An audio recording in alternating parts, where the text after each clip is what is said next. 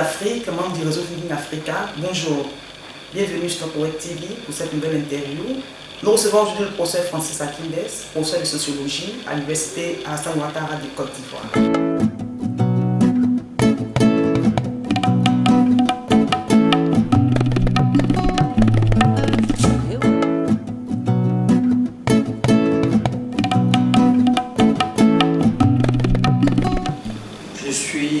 Francis Akindes, professeur de sociologie politique et économique à l'université Alassane Ouattara en Côte d'Ivoire.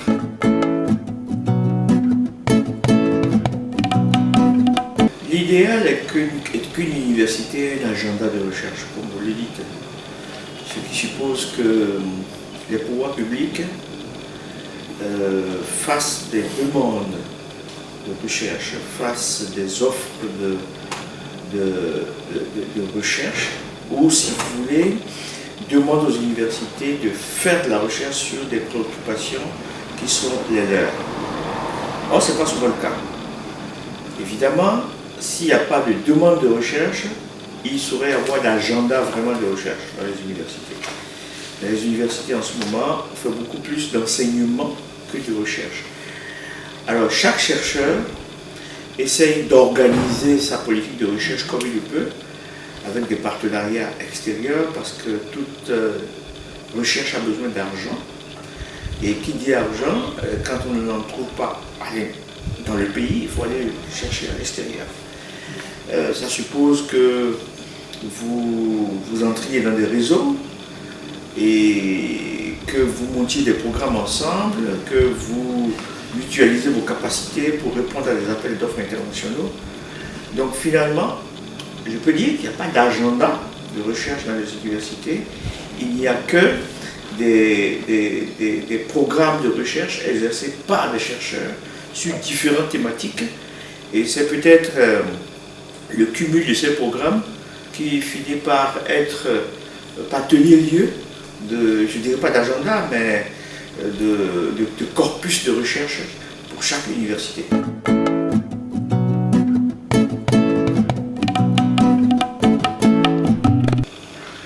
D'abord, je vous dirais que c'est un effort remarquable qui a été fait, en tout cas dans le cadre de nos universités, et particulièrement de l'université Alassane Ouattara qui a subi les effets de la guerre, je dirais plutôt de conflits militaro-politiques.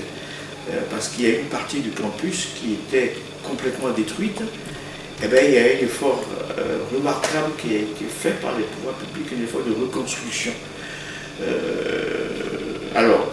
Cela dit, il y a tous les problèmes d'équipement pédagogique, parce qu'il y a les bâtisses qui ont été refaites et tout. Maintenant, il y a tout l'accompagnement pédagogique.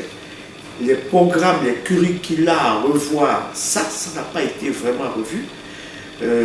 On parle beaucoup du LMD.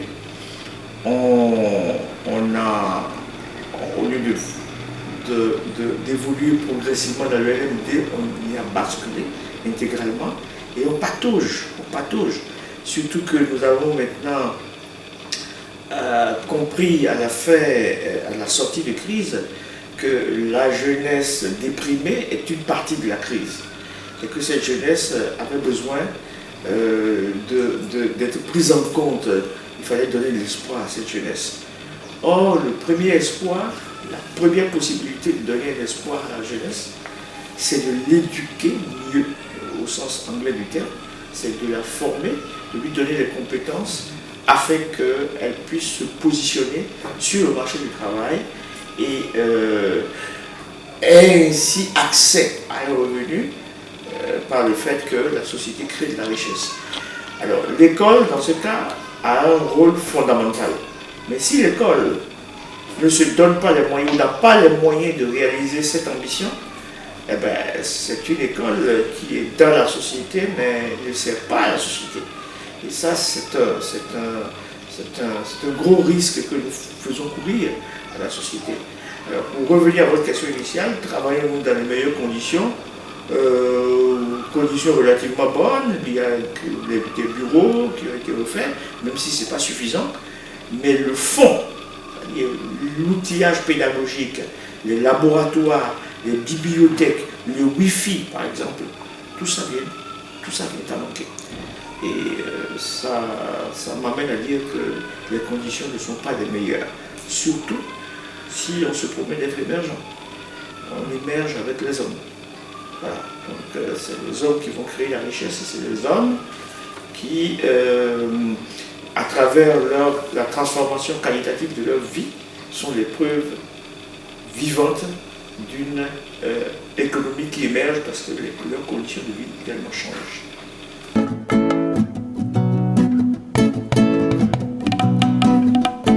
Pas beaucoup. En tout cas, à mon avis, pas beaucoup. Il y a quelques rares cas, mais c'est vraiment des cas isolés.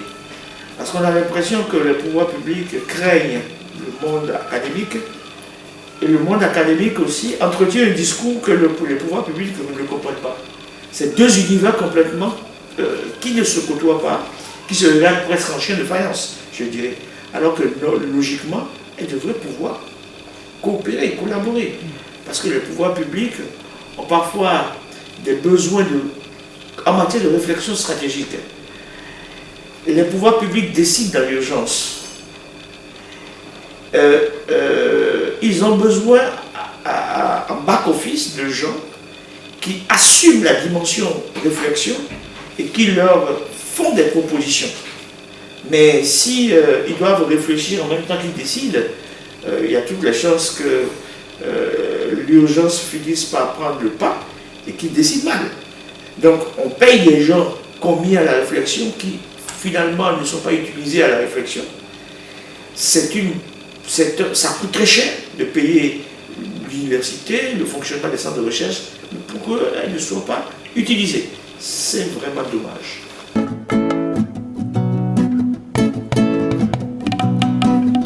L'Europe gère une contrainte structurelle aujourd'hui qui est le vieillissement de sa population. Je n'ai pas le taux exact en tête, mais le rajeunissement de la population africaine est quelque chose de remarquable. La plupart du temps, 60% des populations africaines sont jeunes. Et c'est vraiment un atout. On a maintenant à profiter de cette manne démographique si on sait transformer ces humains en capital humain, ce qui suppose qu'on les éduque mieux, on les soigne, on les éduque et on leur donne les moyens d'être créatifs, de créer de par leur créativité la richesse qui permet à une société de subvenir à ses besoins. Alors, lorsque on n'arrive pas à éduquer cette jeunesse, lorsqu'on n'arrive pas à subvenir à ses besoins, cette jeunesse devient une jeunesse à risque. Et quand la jeunesse devient une jeunesse à risque, elle devient une menace, elle est perçue comme une menace, alors qu'elle devrait être plutôt une opportunité. Alors, c'est dans ce paradoxe que nous sommes en Afrique, d'avoir une ressource que nous ne savons pas capitaliser, maximiser, et que nous percevons finalement comme étant une menace. Alors, toute la question de l'avenir aussi tient dans notre capacité à savoir gérer cette jeunesse, à savoir aller au-devant des préoccupations des jeunes. Ça, c'est ce que nous devrions apprendre à faire à court terme parce que les jeunes sont de plus en plus impatients. Ils ne vont pas attendre plus longtemps.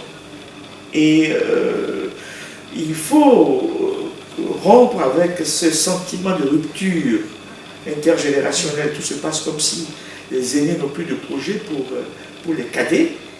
Or, la vie d'une société tient dans cette espèce d'arrangement dans le temps entre les générations qui se suivent. Vous voyez, les jeunes n'ont pas l'expérience de la vie que les aînés ont. C'est les aînés qui, en fonction de leur expérience, des analyses prospectives qu'ils peuvent faire, prennent des décisions qui ne compromettent pas l'avenir des jeunes générations. Ça, on a le sentiment que ça ne se fait pas en Afrique. Et c'est pourquoi parfois les jeunes nous rappellent leur existence lorsqu'ils ont des opportunités de violence.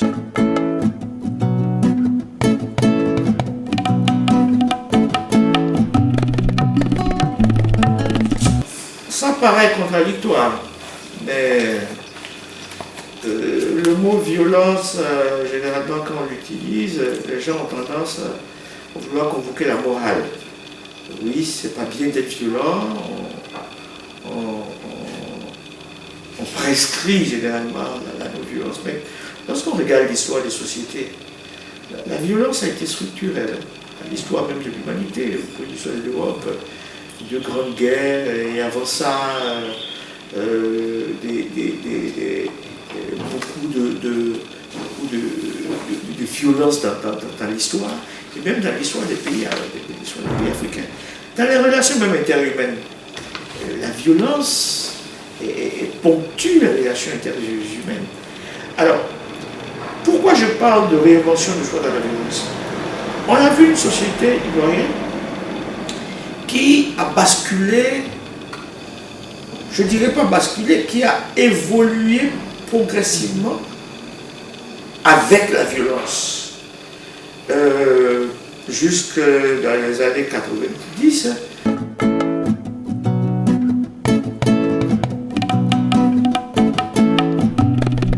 Est-ce que les pays africains n'ont jamais cru à l'intégration régionale? Ceux-là même qui tiennent le discours de l'intégration régionale, ils ont besoin de frontières pour exister en tant que chef. Parce que, pourquoi ils s'investissent en politique? Au cœur des luttes politiques aujourd'hui, il y a le contrôle de l'État. Il y a soit le contrôle de l'État ou il y a un besoin d'accès à l'État quand c'est l'opposition. Mais on accède à l'État. Pour que vous existiez comme chef dans un pays, dans un État, il faut que les frontières existent. Et quand on les voit fonctionner, on n'a pas l'impression qu'ils croient eux-mêmes à l'intégration régionale. L'intégration régionale suppose la mobilité des hommes, la mobilité de la circulation des marchandises et des hommes. Mais prenez un véhicule, partez d'Abidjan, et puis prenez la route du Nigeria, vous allez voir si on est vraiment intégré. Et vous allez comprendre combien les frontières sont des rentes pour des gens, des douaniers, des policiers. Vraiment, l'intégration, ce n'est vraiment que sur papier. Ce n'est vraiment que sur papier, même si on veut que ce soit un idéal qui passe dans les mœurs. Pour revenir maintenant à la question de la croissance. Aujourd'hui, la croissance est portée par quoi? Par l'intensification des exploitations, de tout ce qui est extraction. Voilà, on met l'accent sur les industries extractives. On exploite un peu plus les matières premières et tout. Mais ce n'est pas la valeur travail qui génère cette croissance. Ce n'est pas la valeur travail parce que ce n'est pas les hommes par leur créativité qui contribuent vraiment à cette croissance. Or, c'est à cela qu'on doit arriver. Si c'est à cela qu'on doit arriver, parfois, les hommes porteurs d'intelligence, porteurs d'une capacité de création, on peut en trouver n'importe où. Il faut savoir les mobiliser pour pouvoir extraire de cette intelligence ce qu'il faut pour créer de la richesse. Mais si on ferme les frontières, si chacun veut rester protégé entre les frontières parce que bon, on a besoin d'un État pour être chef et tout, c'est pas demain la veille. Donc, du coup, il y a un lien entre le fait que la croissance, on a des indicateurs de croissance, mais qui n'améliorent pas forcément la qualité de vie des gens, parce que quand vous créez la richesse, pour partager cette richesse, il faut créer du travail. Et c'est le travail qui permet aux gens d'accéder à une partie de cette richesse. Si les gens ne travaillent pas, parce que la source de la richesse, c'est la nature, évidemment, il va y avoir du chômage. S'il y a du chômage, vous pouvez être sûr que les premières occasions que les chômeurs ont pour mettre à mal ce système économique qui les exclut, ils ne se priveront pas. Donc, on finit par avoir des politiques de croissance très fragiles parce qu'elles ne sont pas inclusives. Vous voyez? Puis en même temps, on parle de besoin d'intégration. Mais ça, généralement, c'est nos partenaires techniques et financiers, pour appeler tout simplement leur nom, c'est les bailleurs, qui poussent de plus en plus à cela. Mais on n'y voit pas forcément un intérêt. Sinon, depuis qu'on parle d'intégration, on aurait fait pas mal de choses si tant est que cela est une véritable volonté politique.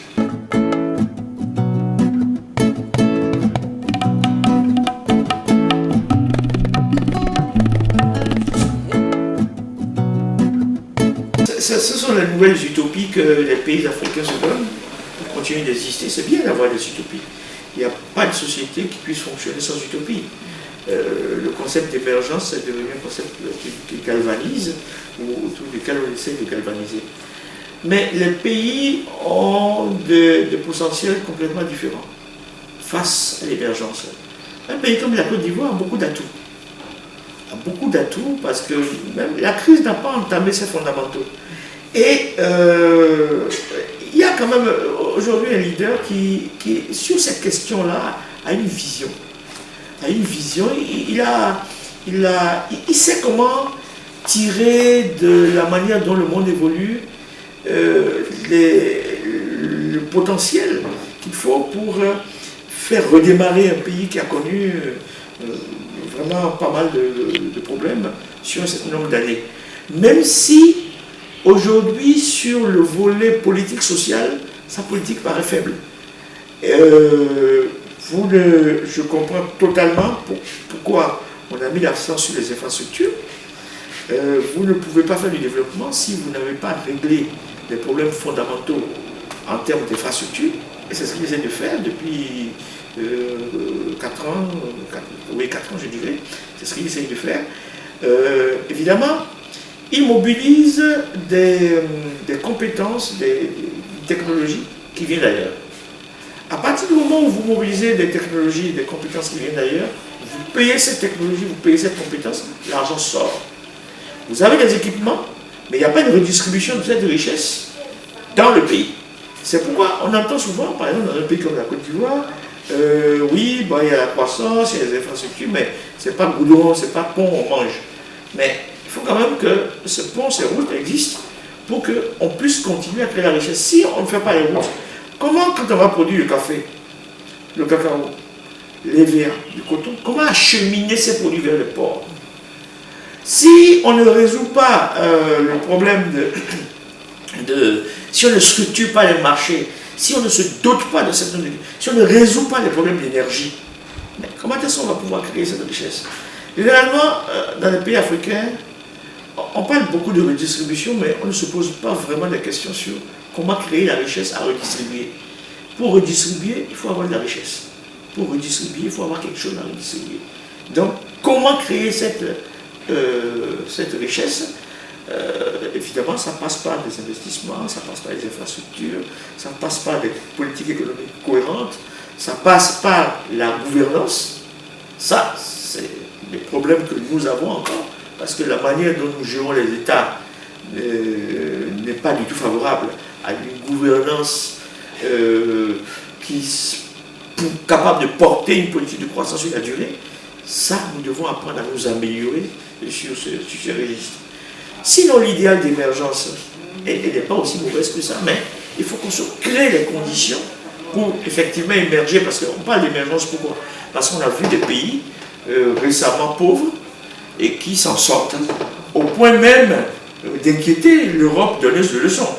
C'est ce schéma qui est séducteur et qui nous amène à croire, à penser qu'on n'a pas besoin de faire, d'avoir combien 4 siècles, 5 siècles de développement pour y arriver. Il y a des voies de contournement pour peu que l'on réfléchisse, qu'on sache s'inventer. Parce que devant nous, un pays comme la Corée du Sud, qui était dans les mêmes conditions que nous il y a quelques années, a su s'inventer.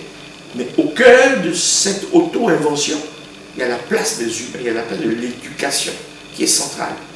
Donc, émergence 2035, oui, c'est possible. C'est possible. Mais à condition qu'on pose des bases de réalisation de cette émergence.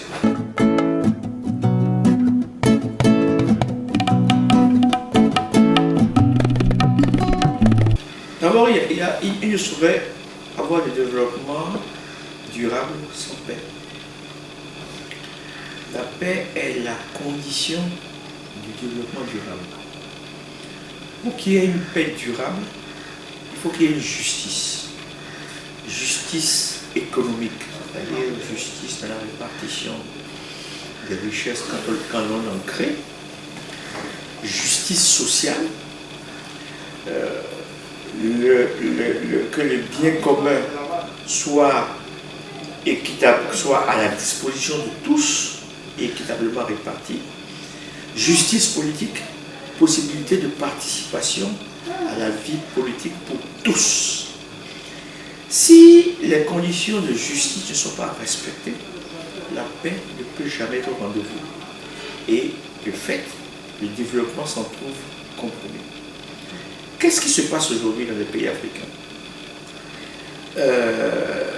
Je vous dis, je vous étonnerai peut-être en disant que moi j'ai le sentiment que les choses évoluent. Les choses évoluent parce que jusqu'en 90, c'était le temps du parti unique. On faisait semblant d'organiser des élections, on gagnait tout aussi sec.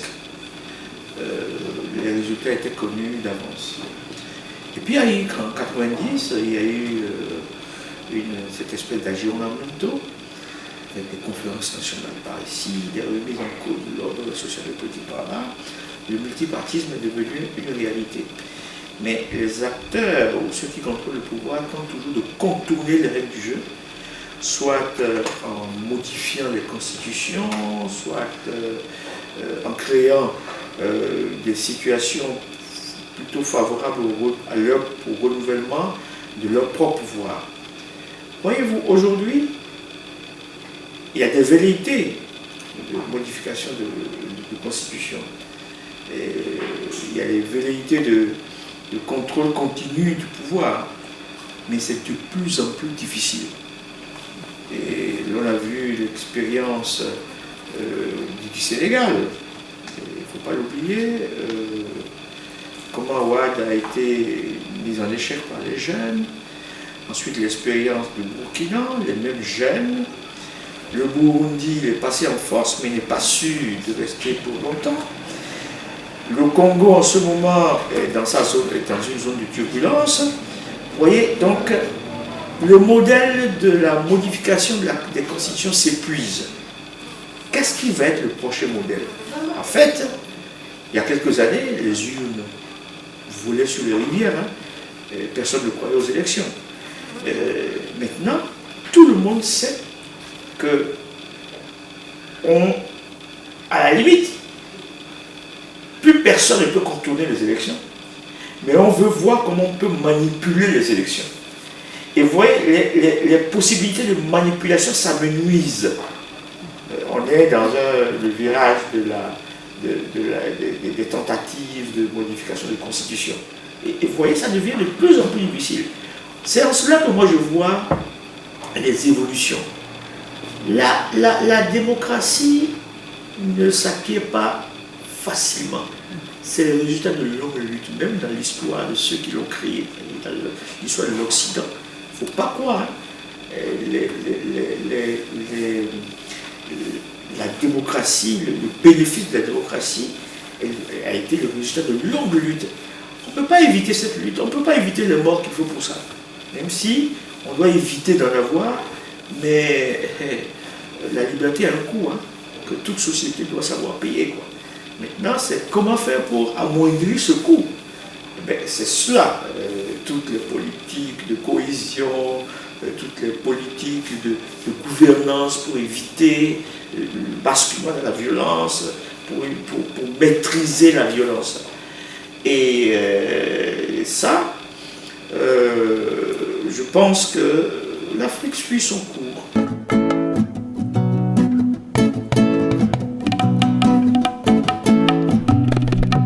Oui, mais vous voyez bien, je vous le disais tantôt, mais on parle de... Imaginez, retourner 5 ans en arrière. À cette période-ci, on avait beaucoup plus peur qu'aujourd'hui. Il y a un fond de peur parce qu'il y a la mémoire d'un passé récent violent. 5 ans, c'est pas loin. Hein? Vous voyez, mais il y a beaucoup de campagnes en faveur des élections pacifiques. Mais cette campagne, les gens l'ont déjà dans leur cœur. Hein, parce que plus personne dans ce pays-là ne veut de ce qui s'est passé il y a 5 ans. Mais c'est parce que les gens ont connu ça. Quand moi je vois il y a 5 ans, je dirais il y a 6 ans, mais quand les gens prononçaient le mot guerre, si c'est la guerre, on va faire la guerre. Ils ont vu la guerre maintenant. Ils ont vu ce que c'est que la guerre. Et vous croyez que c'est ces gens-là qui vont retourner dans cette zone grise, cette zone d'incertitude? Je ne crois pas. Même s'ils ne sont pas contents, pour certains, de ce qui se passe. Mais ils comprennent aujourd'hui qu'il faut utiliser d'autres armes pour continuer à faire de la politique. Vous voyez, c'est pourquoi je vous dis que parfois l'expérience de violence peut porter ses propres enseignements pour une société. Et dans le cas de la société ivoirienne, elle a porté ses enseignements. Dans le cadre d'autres missions, j'ai fait les 4 coins de ce pays. Plus personne ne veut de ça. Même dans les foyers de tension, dans un foyer de tension comme Diokwe, quand vous voyez aujourd'hui les jeunes, vous parlez des gens qui se sont combattus hier, aujourd'hui ils se côtoient. Et j'ai assisté à des réunions où ils le disent. On nous a opposés les uns contre les autres. Et ils nous ont laissé, quand la situation a éclaté, les cadres qui nous allumaient ont fui et nous sommes restés, nous, entre jeunes, ici. Certains d'entre nous sont morts, d'autres ont survécu. Nous qui avons survécu, continuons de nous organiser autrement pour exister. Ça fait plaisir d'entendre ça. Ça fait plaisir d'entendre ça. Tout le monde a les yeux polarisés aussi aujourd'hui, si Dieu veut. Vous verrez, les élections se passeront sans la moindre violence à Dieu, parce que, plus que partout ailleurs dans ce pays, ils ont compris que la violence, ça, le coût est très élevé, mais que le bénéfice est très faible. Mais un bénéfice qu'on ne voit pas souvent comme tel de la violence, c'est que quand on l'a connue, elle vous décourage définitivement de la violence. Parce que vous savez ce que vous perdez, vous savez ce que vous risquez avec la violence, mais vous n'êtes jamais sûr de ce que vous gagnez quand vous vous engagez sur la voie de la violence.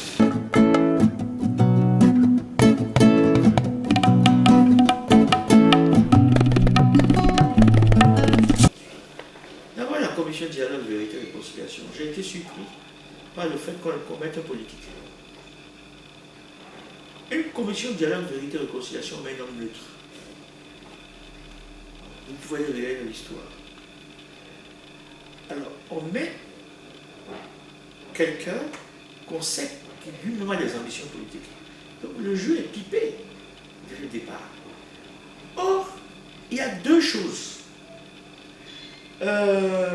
Après des crises comme celle-là, bon, il y a le côté justice pénale, mais il y a aussi le côté justice par la quête de la vérité. C'est-à-dire qu'on s'est frappé, on s'est tué. Qu'est-ce qui s'est passé pour qu'on en arrive là? Cette quête de vérité qui permet de questionner le passé pour pouvoir envisager un autre avenir. C'est dans le cadre des commissions dialogue, vérité et réconciliation qu'on traite cela. La commission n'ayant pas traité ça, les gens de la société ivoirienne continuent de vivre avec leurs ressentiments. Parce qu'il y a une difficulté d'avoir une histoire commune, d'avoir une lecture de ce que l'on a vécu ensemble. Chacun garde ses propres sentiments. L'un ne sait pas ce que l'autre pense, ou subodore ce que l'autre pense. On se côtoie, on continue de vivre ensemble, mais on s'évite. Ça, l'échec d'une commission de dialogue, vérité et réconciliation est un risque pour une société. Est un risque pour une société. Parce que ça n'a pas permis à la société de débattre de ce qui lui est arrivé. Bon, on va maintenant vers l'indemnisation des victimes. Mais connaît-on la vérité sur ce qui s'est passé? On appelle ça commission dialogue. A-t-on dialogué? On a limité le dialogue au niveau politique. Le dialogue n'est jamais descendu au niveau social. Évidemment, la Côte d'Ivoire, vous voyez les gens du nord à l'ouest, des gens de l'ouest au centre, des gens du centre dans le sud. La Côte d'Ivoire, en tant que Côte d'Ivoire, n'a pas de problème. C'est les politiques qui ont créé ces problèmes. Et vous voyez la rapidité avec laquelle ils se sont dépêchés de limiter le dialogue rien qu'au niveau politique. Vous discutez, vous allez, on a fait, je vous ai dit, je viens de vous dire, que j'ai fait le tour de la Côte d'Ivoire dans des cadres de missions diverses. Vous discutez avec les gens, ce que pensent les gens. Les gens vous disent partout, mais entre nous, il n'y a jamais eu de problème. Entre nous, il n'y a jamais eu de problème. Mais on nous a opposés. Les gens vous le disent. Mais tout se passe comme si les politiques n'ont pas intérêt à ce qu'il y ait de vrais débats sur ce qui s'est passé, parce qu'on risque de leur enlever leur fonds de commerce. Ce par quoi ils mobilisent d'habitude les gens. Ils veulent garder le même registre, le registre identitaire. Si l'autre passe, tu vas perdre ceci. Si je ne passe pas, tu risques de perdre définitivement ceci. Mais on crée des peurs dans l'esprit des gens. Et quand les peurs affrontent d'autres peurs, ça donne quoi? Ça donne des morts. Vous voyez, donc le fait que cette commission n'ait pas fonctionné normalement n'a pas permis aux gens de dialoguer, n'a pas permis le dialogue social autour de ce qui s'est passé, puisque le dialogue politique a littéralement échoué. Donc ça n'a pas permis le dialogue social. Mais puisqu'il n'y a pas eu de dialogue social, c'est quoi la vérité sur ce que la société ivoirienne a connu? Chacun garde sa vérité. Chacun garde sa vérité et c'est pas bien. On va vers, on parle beaucoup de politique de croissance, mais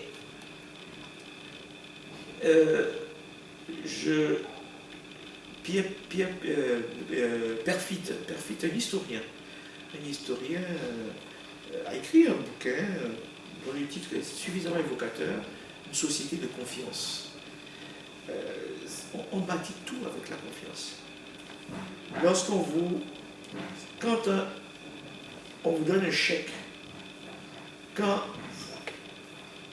on vous vend quelque chose que vous payez par chèque, qu'est-ce qui justifie cette transaction si ce n'est pas la confiance dans le chèque? Comment voulez-vous créer une société avec des gens qui ne se font pas confiance, qui sont en situation de défiance et de méfiance? Forcément, à un moment donné, si nous voulons d'une croissance qui va permettre de porter l'émergence, il va falloir créer la confiance dans le corps social. Permettre aux gens de continuer à vivre ensemble dans la confiance. De façon générale, la société ivoirienne n'est pas une société portée par le conflit vraiment. D'abord, c'est une société dans laquelle on rit beaucoup. Ça, l'humour a une fonction thérapeutique extraordinaire en Côte d'Ivoire. On rit de tout, même les choses les plus graves. Et la place de l'humour, d'ailleurs, nous les chercheurs, nous devrions nous intéresser à ça. L'usage, les utilisations, les formes d'usage, les formes sociales d'usage de l'humour dans la gestion des problèmes en Côte d'Ivoire. Vous voyez? Mais oui, c'est ce que la société veut pour continuer d'exister. Mais il faut des politiques justement pour booster cette cohésion sociale. Il faut des politiques pour booster cette cohésion sociale. Et j'espère que le prochain qui sera qui va diriger ce pays dans les 5 années à venir mettra l'accent sur ça. Même si c'est celui qui est là, j'imagine qu'il va poursuivre la voie qu'il a commencé. Si c'est un autre qui va porter l'idéal d'émergence pour ce pays, parce que c'est bien, moi ça fait plaisir de voir un pays qui avait complètement disparu, enfin presque, qui était un grand pays où les gens ont perdu confiance en eux, mais qui commence pas à réémerger. On entend maintenant Côte d'Ivoire is back. Ça fait plaisir d'entendre ça. Il faut porter cette dynamique. Mais il faut également permettre au corps social de se soigner, d'extirper les maux de la défiance et de la méfiance Et comme ça, une société confiante en elle-même, une société réconciliée avec elle-même, est capable de porter une politique de croissance plus durable, est capable d'aller vers l'émergence, mais en toute confiance.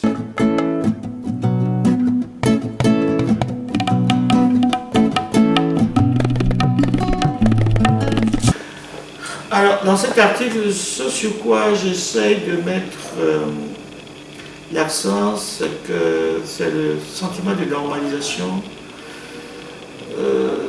C'est le fait qu'on est en Côte d'Ivoire face à une normalisation sans que les gens aient le sentiment d'être réconciliés. Et chacun a sa propre définition de la réconciliation en Côte d'Ivoire. Pour certains, se réconcilier, c'est... Par exemple, pour les pro-Gbagbo, se réconcilier, c'est que Gbagbo sorte de prison et que les comptes sous séquestre soient libérés. Bon. Pour l'autre cas, c'est forcément juger tous ceux qui ont été pris en flagrant délit de crime. Mais le flagrant délit de crime, ça concerne également des gens de leur propre camp, c'est-à-dire des chefs de guerre par exemple, qui ont commis des exactions. Mais le camp d'en face dit oui, mais quand vous voulez de cette justice, mais pourquoi cette justice s'adresse qu'à un groupe et pas à un autre? Et on est dans une espèce d'insatisfaction collective face à la question de la réconciliation. Et une CDVR qui n'a pas fonctionné pour gérer le côté dialogique de la réconciliation, à savoir le côté échange, quête de vérité et tout. Mais dans cette confusion, le pouvoir en place a choisi de mettre le pied sur l'accélérateur de la croissance et promet le développement. Voilà. Et comme si le développement tout seul allait régler pacifier la société. Donc, revient souvent la question de nous avançons, mais nous ne sommes pas vraiment réconciliés, parce que, comme je vous le disais tantôt, les gens vivent, chacun vit avec ses ressentiments. Et comme nous ne sommes pas assis pour nous dire qu'est-ce que je te reproche, qu'est-ce que tu me reproches, pourquoi sommes-nous arrivés là où nous sommes arrivés, comment pouvons-nous continuer à vivre demain sans nous détruire, on ne se l'est jamais dit. Finalement, toutes les activités en faveur de la réconciliation ont sombré dans du folklore, cérémonie de purification par ici, match de football par là, mais tout pour ne pas parler de l'essentiel. Tout pour ne pas parler de l'essentiel. Or, ça, il faut un jour pouvoir en parler, trouver les cadres, pour trouver les formes les moins sécurisantes, les plus sécurisantes plutôt, pour les uns et les autres, pour que cette pue-là sorte. Sinon, les gens ne peuvent pas continuer à se côtoyer comme ça avec des ressentiments et à s'éviter. Comme l'homme nous a dit une fois à Diokwe, on nous dit, mais nos corps sont ensemble, mais nos cœurs ne sont pas ensemble.